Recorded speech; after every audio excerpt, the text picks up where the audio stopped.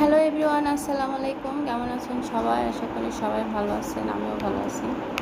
আজকে আমি কী দিয়ে ভাত খাচ্ছি দেখেন। বেগুন ভর্তা আমার খুব পছন্দের খাবার। যেহেতু বেগুন ভর্তাটা আমি কিভাবে করেছি, অনেকে অনেকভাবে করে, আমি ভেজে নিয়ে করেছি। আজকে আমি শুধু বেগুন ভর্তা দিয়ে ভাত খাবো।